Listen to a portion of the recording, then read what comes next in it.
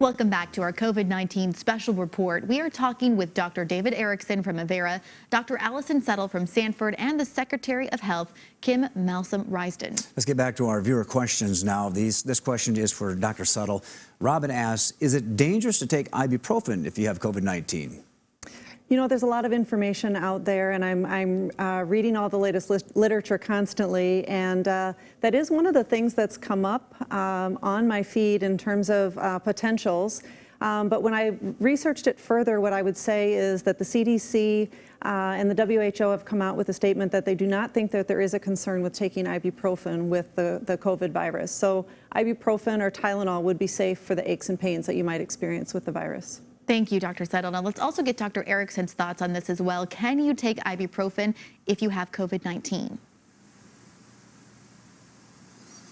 You know, I agree with Dr. Settle. I think Tylenol would be my preference or choice if you have fever and body aches. I recently heard Dr. Anthony Fauci, who's the National Institute of Allergy and Infectious Disease, talk a little bit, and he likened it to when aspirin was given to young children with influenza and developed Reye's syndrome. He felt a lot of this was just coming for extra caution, so they had cautioned folks to stay away from ibuprofen and that, and really I think Tylenol is probably the safest and most reasonable choice. All right, thank you, doctor. Well, this next question is for the health secretary. Aaron asks, is there any idea why Beadle County currently has the most positive cases in South Dakota? Secretary? That's a great question. You know, obviously Beadle County does not have one of the highest population centers in our state, but we do know that many of the cases in Beadle County are related to each other in terms of being contacts of other positive cases. So that just shows how this virus can spread. It spreads from person to person, and if you're not taking precautions, we're going to see more cases connected to those positive cases.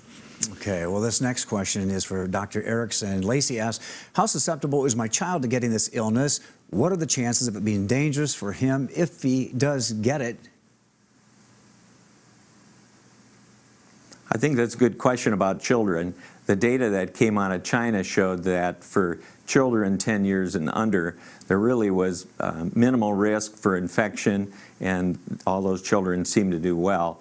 One caution I would have is recent data out of the United States showed in the age group from 20 to 54, they accounted for 40% of the hospitalizations. So I think the children will fare well, and there's a low rate of infection, but I think for those between 20 and 54, and for those of us over 60 like myself, that puts us at a higher risk. So we all need to be involved as far as stay at home and practice good social distancing.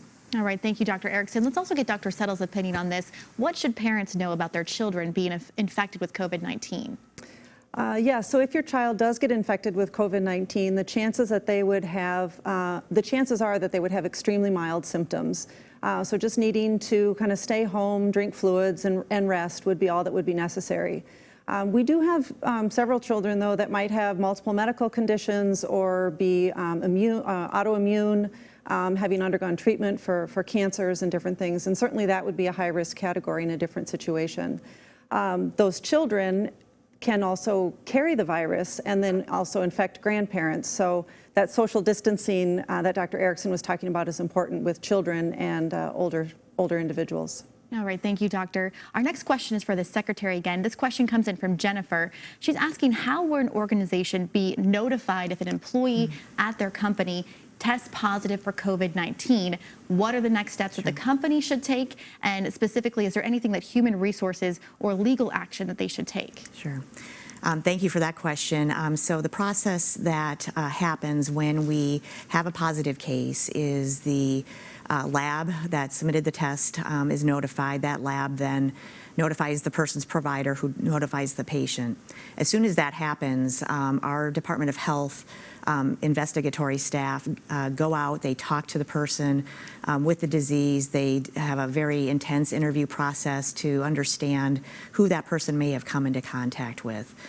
We define close contacts as folks that have been in close physical proximity to a positive case for a period of time. And so we get those names, we start to notify those individuals, we ask them to self-isolate and monitor their symptoms.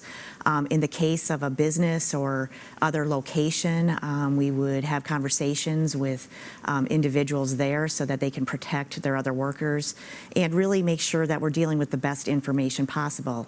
I know many people appreciate that there's a lot of myths out there, there's a lot of untruths going around on social media and other places, and it's really important that people have the facts, that they understand their risks, that they're practicing good social hygiene, but that they're also not fostering rumors that just aren't true. That's not helping anybody in this response. Along those lines, when you're talking about businesses, Secretary, banking is essential service.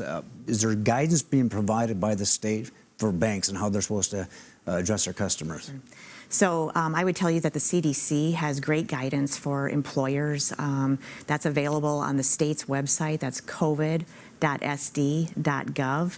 And so I would encourage any business or any employee to go out to that website and look at what the guidance is about how you can protect yourself.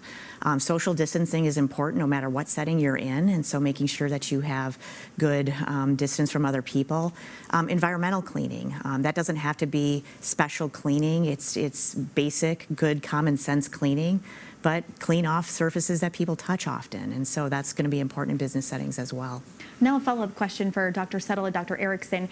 Let's say you are notified that someone you work with or someone you've been in close contact with does test positive. You self-isolate for a while. What should you be watching out for to know if you're okay? And at what point will you know, okay, I don't have this virus? Dr. Settle, let's start with you. So it can take a few days for symptoms to develop, anywhere between 2 to 5 days before you might notice symptoms. So some of the symptoms early on might be just some body aches or a low-grade fever, a dry cough, or a sore throat. And those would be kind of your first indications if you're just not feeling quite right that you might have the virus yourself. But again, like Kim said, it's going to be kind of that close contact with an individual. And it's most likely going to be droplets from them that's going to cause the infection. Dr. Erickson, would you like to respond? I'd agree with what Dr. Suttle said. We think of the rule 6 foot, so if you're within 6 foot of a person for more than 5 minutes, that would constitute the close contact.